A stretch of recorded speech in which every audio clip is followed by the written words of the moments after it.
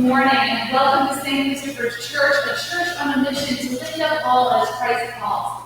It is such a joy to be with you all here today. I hope it's okay. If I start crying, you'll bear with me, I'm sure. But it's just a delight to be with those who are here in person, and I'm so grateful to all who are coming in online as well. You'll see on the front of your leaflet all of the information you might need to know about how to social distance during one of our services. And most important, now that we're all in service, is to remember that towards the end of the service, we'll all go out one by one, with the back starting first, to maintain that social distancing throughout the entirety of the service. You might also have noticed as you came in, for those who are able to make a donation, the plate is in the back. We won't be passing it around again for health reasons. And if you're online and you'd like to make a donation, simply go to the website. There's a link on the top right-hand corner. Most importantly, too, we are here in the spirit of prayer. It might be a little bit different than we're used to, but use all the things to your advantage to settle into this time of the Spirit, including the beautiful organ music we'll listen to in a moment, including any times of silence. Things might be a little different. We won't be singing, for example, but we'll still be able to use each and everything as a meditation aid. For example, we'll begin now in the time of listening to this beautiful organ music. Let us pray.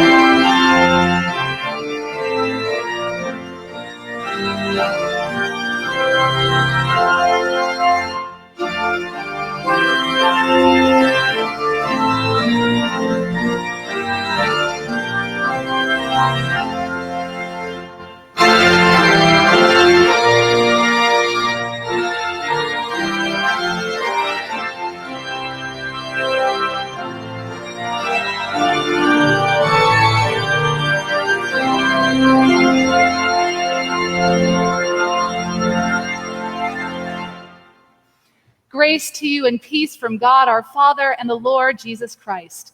Let us kneel together and confess our sins on page 2 of your leaflet.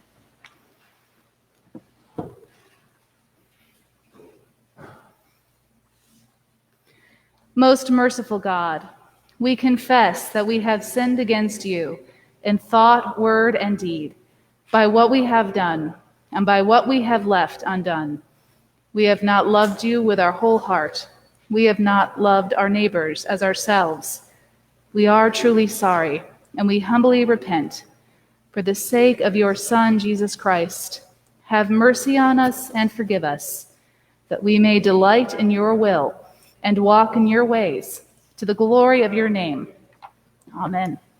Almighty God, have mercy on you, forgive you all your sins through our Lord Jesus Christ, strengthen you in all goodness, and by the power of the Holy Spirit, keep you in eternal life.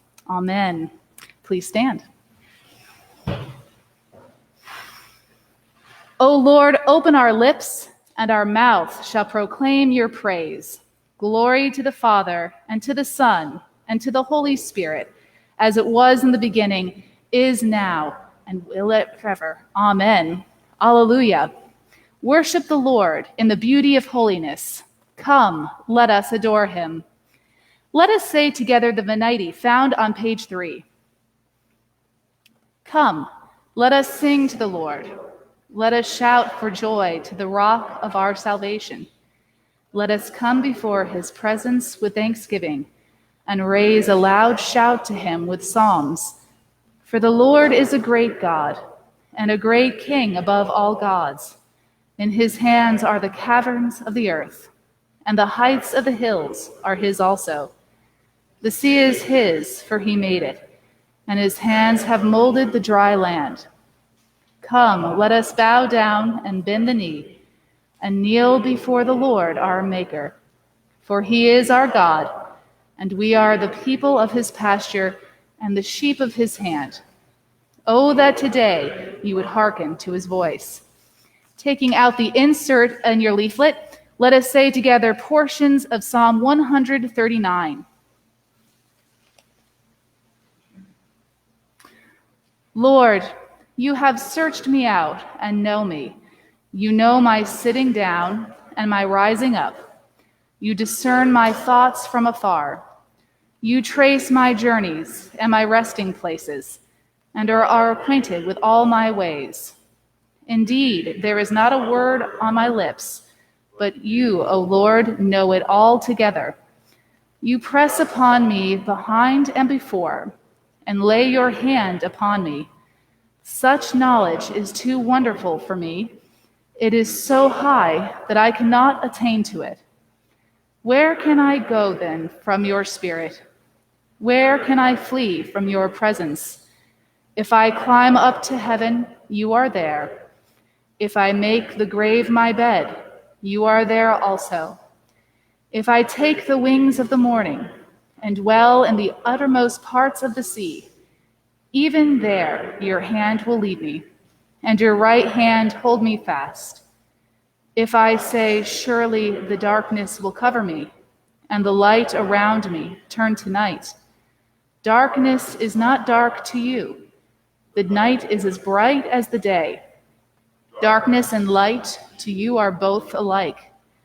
Search me out, O God, and know my heart. Try me and know my restless thoughts. Look well whether there be any wickedness in me, and lead me in the way that is everlasting. Please be seated. A time for readings.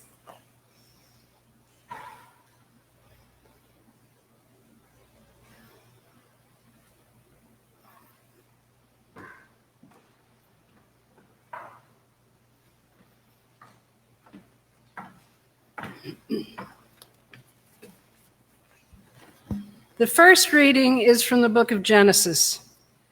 Jacob left Beersheba and went to Haran. He came to a certain place and stayed there for the night, because the sun had set. Taking one of the stones of the place, he put it under his head and lay down in that place. And he dreamed that there was a ladder set up on the earth, the top of it reaching to heaven, and the angels of God were ascending and descending on it. And the Lord stood beside him and said, I am the Lord, the God of Abraham your father, and the God of Isaac. The land on which you lie I will give to you and to your offspring. And your offspring shall be like the dust of the earth, and you shall spread abroad to the west and to the east and to the north and to the south. And all the families of the earth shall be blessed in you and your offspring. Know that I am with you and will keep you wherever you go, and will bring you back to this land. For I will not leave you until I have done what I have promised you. Then Jacob woke from his sleep and said, Surely the Lord is in this place, and I did not know it. And he was afraid and said, How awesome is this place! This is none other than the house of God, and this is the gate of heaven. So Jacob rose early in the morning, and he took the stone that he had put under his head and set it up for a pillar and poured oil on the top of it. He called that place Bethel, the word of the Lord. Thanks be to God. Let us say together a song of praise, Canticle 13, on page 5 of your leaflet. Glory to you, Lord God of our fathers. You are worthy of praise. Glory to you. Glory to you for the radiance of your holy name.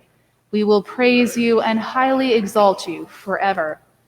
Glory to you in the splendor of your temple. On the throne of your majesty, glory to you. Glory to you, seated between the cherubim. We will praise you and highly exalt you forever. Glory to you, beholding the depths. In the high vault of heaven, glory to you. Glory to you, Father, Son, and Holy Spirit. We will praise you and highly exalt you forever. The second reading is from Paul's letter to the Romans.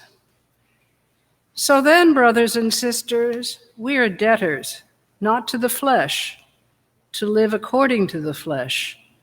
For if you live according to the flesh, you will die. But if by the Spirit you put to death the deeds of the body, you will live. For all who are led by the Spirit of God are children of God. For you did not receive the spirit of slavery to fall back into fear, but you have received a spirit of adoption. When we cry, Abba, Father, it is that very Spirit bearing witness with our spirit that we are children of God, and if children, then heirs, heirs of God, and joint heirs with Christ, if, in fact, we suffer with him, so that we may also be glorified with him. I consider that the sufferings of this present time are not worth comparing with the glory about to be revealed to us. For the creation waits with eager longing for the revealing of the children of God. For the creation was subjected to futility, not of its own will, but by the will of the one who subjected it, in hope that the creation itself will be set free from its bondage to decay and will obtain the freedom of the glory of the children of God. We know that the whole creation has been groaning in labor pains until now, and not only the creation, but we ourselves, who have the first fruits of the Spirit, groan inwardly while we wait for adoption, the redemption of our bodies. For in hope we are saved. Now hope that is seen is not hope, for who hopes for what is seen? But if we hope for what we do not see, we wait for it with patience. The word of the Lord. Thanks be to God. Every so often, the lectionary gives us both a psalm and a canticle. So today, since we're using canticles, we'll use the canticle within your reading list. Canticle, a song of God's strength in mercy, in the middle of your readings. Your care, O God, encompasses all creation, nor is there any God besides you. To whom do you need to prove that your judgments are just? For your righteousness comes from your strength, and your dominion makes way for your mercy. For you show your might when mortals doubt your sovereignty, and rebuke those who treat it with contempt. Although you rule in boundless power, you administer justice with mildness. You govern us with great forbearance, though you are free to act without constraint. You have taught your people by such deeds that all who would be righteous must be kind. You have filled your children with good hope by stirring them to repent for their sins. The Gospel according to Matthew. Another parable Jesus put before the crowds. The kingdom of heaven may be compared to someone who sowed good seed in his field. But while everybody was asleep, an enemy came and sowed weeds among the wheat, and then went away. So when the plants came up and bore grain, then the weeds appeared as well. And the slaves of the householder came and said to him, Master, did you not sow good seed in your field? Where, then, did these weeds come from? He answered, An enemy has done this. The slaves said to him, Then do you want us to go and gather them? But he replied, No, For in the gathering the weeds, you would uproot the wheat along with them. Let both of them grow together until the harvest. And at harvest time, I will tell the reapers, collect the weeds first and bind them in bundles to be burned, but gather the wheat into my barn." Then he left the crowds and went into the house. And his disciples approached him, saying, "Explain to us the parable of the weeds of the field." He answered, "The one who sows the good seed is the Son of Man. The field is the world, and the good seed are the children of the kingdom. The weeds are the children of the evil one, and the enemy who sowed them is the devil. The harvest is the end of the age, and the reapers are angels. Just as the weeds are collected and burned up with fire, so it will be at the end of the age. The Son of Man will send his angels, and they will collect out of his kingdom all causes of sin and all evildoers, and they will throw them into the furnace of fire, where there shall be weeping and gnashing of teeth. Then the righteous will shine like the sun in the kingdom of the Father. Let anyone with ears listen." Word of the Lord. Thanks be to God.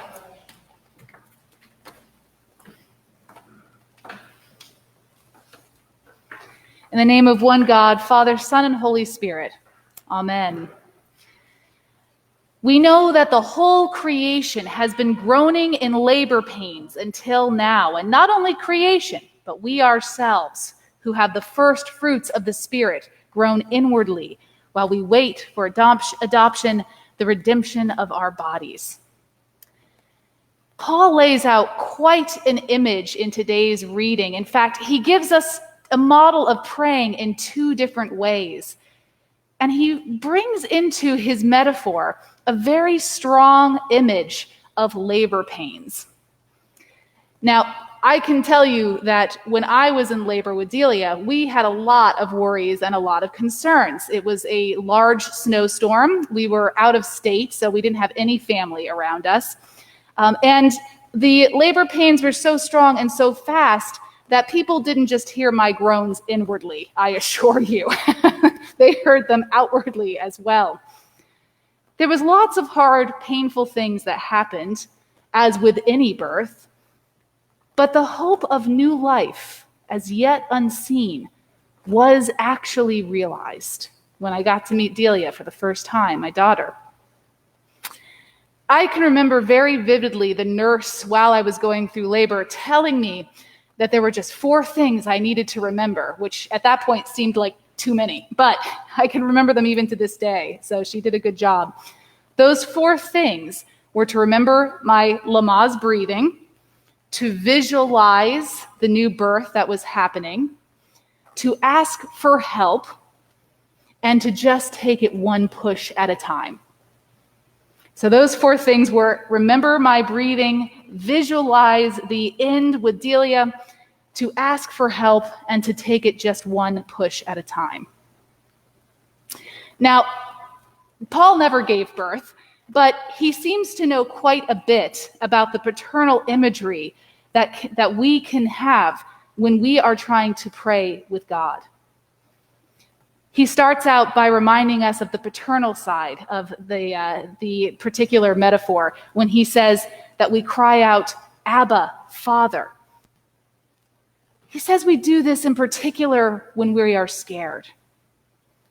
And then he pulls in that maternal birth imagery, bringing in the maternal side of God in the way we move from fear into hope of new life with the Holy Spirit.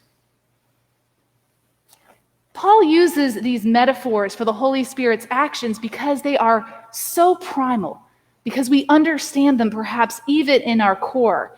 Even if we didn't have great parents, it doesn't matter. We kind of understand that when we're scared, we can sometimes feel like we're crying out for our parents, right? The expression is, "I just wanted my mom or my dad" in that moment. And then that too primal hope that there is something more than the fear that we are called to. He names exactly both those sides of our prayer life, the fear, especially when we're in pain and worry, and the hope that can come when we're living in such a present time as we are.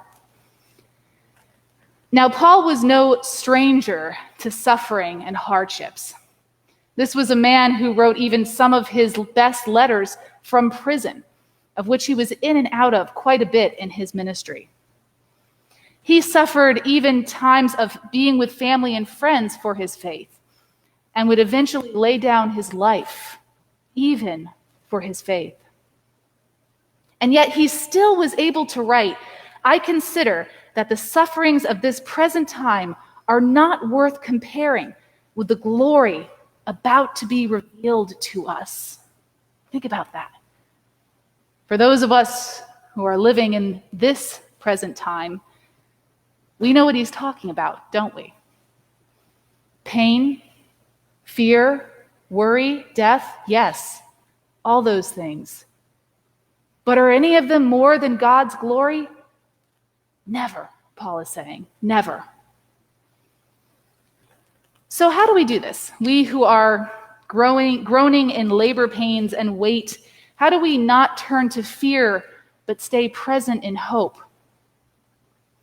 Well, let's go return to Paul's metaphor to really dive in and see how he asks us to do this.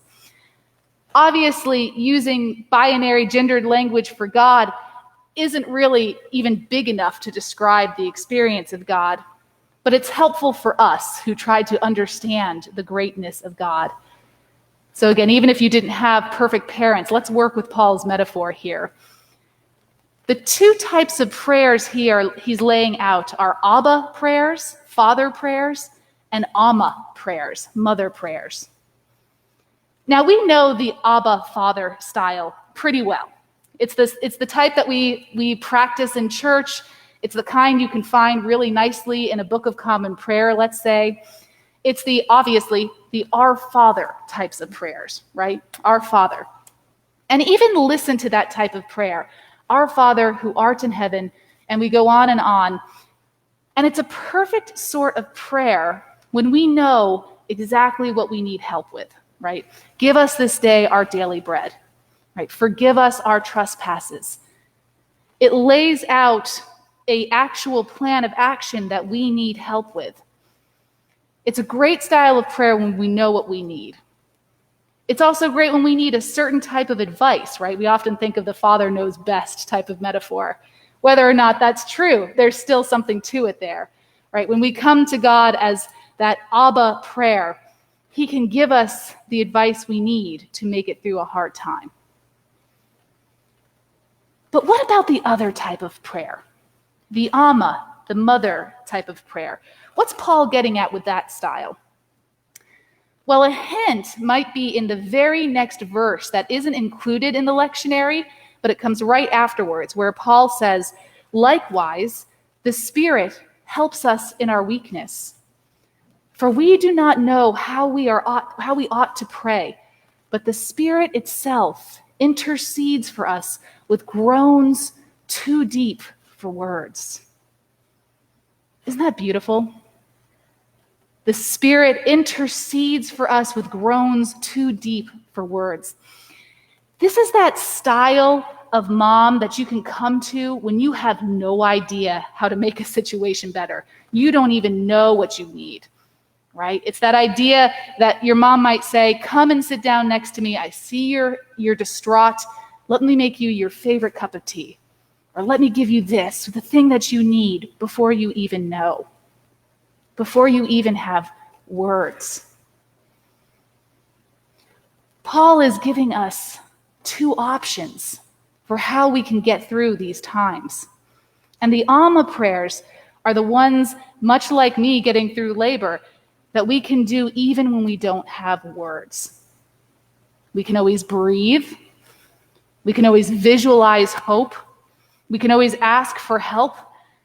And when we are praying to that Amma side of the faith, we're only taking it one push, one step, one moment at a time, right? Now, the great way to pray with breathing, I've already spoken about in some of the sermons since the pandemic hit. So you can go online and watch some of those. We also have a lot of great breathing meditations on the Hive. So if you need help with that Lamaze part of the type of praying, we've got you covered. But let's talk about that visualization piece, the centering on new hope. That's the part that the nurse was telling me to think about Delia at the end of the labor pains. What we hear in our gospel reading today, and what we see in so much of Scripture, is the call to not lose hope about the vision of the kingdom of God. A place where we will no longer know pain, sin, death. We won't even know darkness, for the light that shines from God will be so bright we won't even need the sun. That visualization of hope is not just helpful, it's critical. Congressman John Lewis, the champion of the civil rights movement, who died this week, one of my favorite quotes of his is, "If you're not hopeful and optimistic, then you might just give up." You have to take a long, hard look and just believe that if you're consistent, you will succeed. We may not know how to be that consistent. We may not know how to see the big plan. But when we pray to God, our loving parent, we don't have to know. We don't have to know. We just have to remember to breathe. We have to remember to visualize that great hope of what is coming and what God is bringing forth. We have to ask for help from the Holy Spirit, that side of God who knows what we need even before we do. And we need to just take it one push, one step, one moment at a time. And that is how the Holy Spirit will intercede for us, even if we don't know what to do. Amen.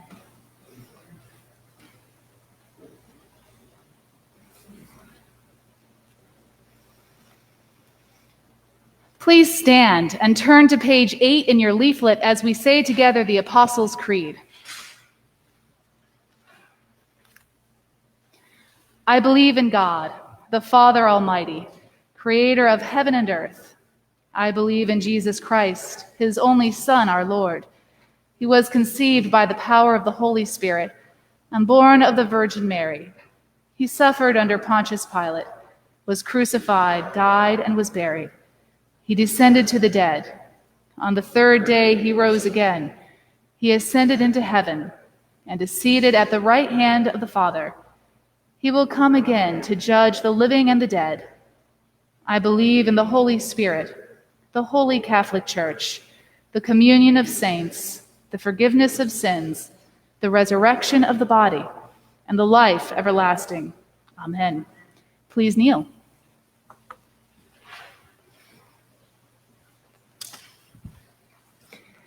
The Lord be with you. Let us pray. Our Father, who art in heaven, hallowed be thy name. Thy kingdom come, thy will be done, on earth as it is in heaven. Give us this day our daily bread, and forgive us our trespasses, as we forgive those who trespass against us. And lead us not into temptation, but deliver us from evil. For thine is the kingdom, and the power, and the glory, forever and ever.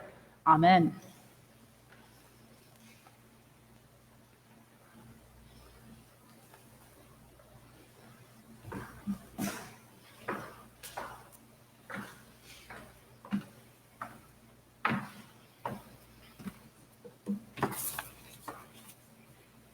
The prayers of the people. As children of God and heirs with Christ, let us offer our prayers in the power of the Spirit, saying, Holy God, hear our prayer. For the Church, especially for Michael, our presiding bishop, Daniel, our bishop, and Hilary and Callie, our priests, that like the master of the field, we may defer judgment and wait with patience for the time of God's harvest. Holy God, hear our prayer. For this parish family, that we may be a leaven of compassion and justice in our society, so that the weeds of racism and oppression may be rooted out. Holy God, hear our prayer. For all who are bound by hatred, resentment, and revenge, that the seeds of the evil one not lead to violence and destruction in personal, racial, or international relations. Holy God, hear our prayer. For all who sow and labor to produce food, that they may be helped by favorable weather and heartened by our gratitude and willingness to share. Holy God, hear our prayer. For Donald, our president, Thomas, our governor, and for an end to the coronavirus pandemic, that God's healing love will drive the virus away from the human family, inspire each of us to keep one another safe, and strengthen the will of those working on treatments and vaccines. Holy God, hear our prayer. For all who hunger for life, for those who are lonely or depressed, those who live in fear, and for those who are ill, remembering especially Delaney, Elizabeth, Jim, Caroline, Randy, Dick, Ron, Toby, Tracy, Nancy, Jane, Lucy, Leslie, Nadine, Catherine, Anne, Liam, Julian, Rowan, Anne, Frank, Constance, Lee, Brian, Laura, Debbie, Ron, Nadine, Skylar, and for those we now name, either silently or aloud. That God's abundant love will sustain and protect them. Holy God, hear our prayer. For all the departed, remembering especially those we now name, either silently or aloud. For Congressman John Lewis. That have been gathered into the harvest of eternal life, they may shine like the sun in the kingdom of God. Holy God, hear our prayer. Lifting our voices with all creation, with St. Christopher and all the saints, let us offer ourselves and one another to the living God through Christ. To you, O Lord, our God. O God, you make us glad with the weekly remembrance of the glorious resurrection of your Son, our Lord. Give us this day such blessing through our worship of you, that the week to come may be spent in your favor. Through Jesus Christ our Lord. Amen. Amen.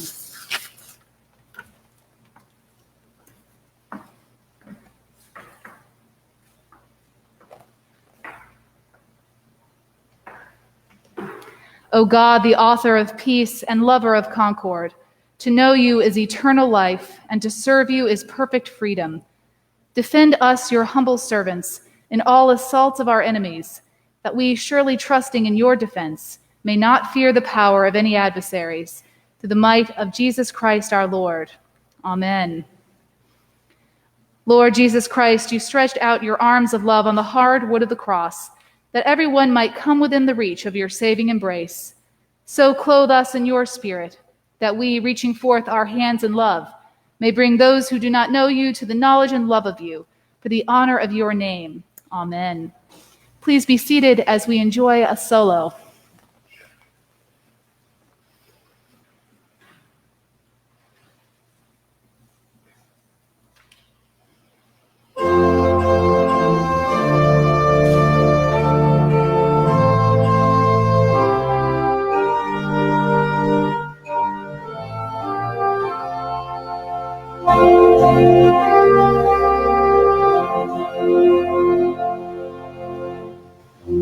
Praise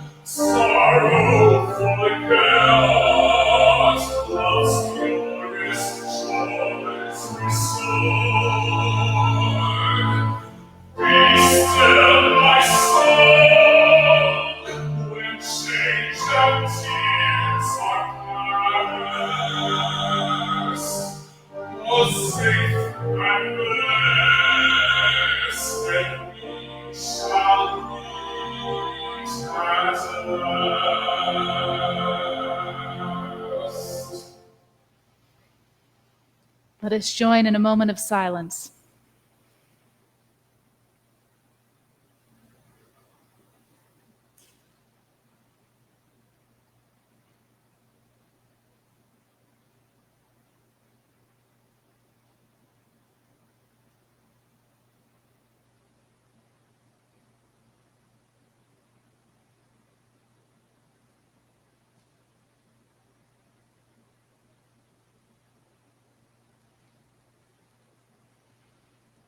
Joining together on page 13, let us pray. God of all mercies, we, your children, give you humble thanks for all your goodness and loving kindness to us and to all whom you have made. We bless you for our creation, preservation, and all the blessings of this life, but above all for your immeasurable love and the redemption of the world by our Lord Jesus Christ, for the means of grace and for the hope of glory. And we pray, give us such an awareness, your presence, that as we lament our separation during this time of disease, we may continually show forth your praise, not only with our lips, but in our lives, by giving up ourselves to your service and by walking before you in holiness and righteousness all our days, through Jesus Christ our Lord, to who in the Holy Spirit be honor and glory throughout all ages. Amen. Let us bless the Lord. Thanks be to God. May the God of hope fill us with all joy and peace in believing through the power of the Holy Spirit. Amen. Following our service, there will be a time of musical postlude, and then you're invited to exit the building one by one, beginning with the folks in the backmost pews. And again, it has been such a delight and joy to worship with you all today. Amen.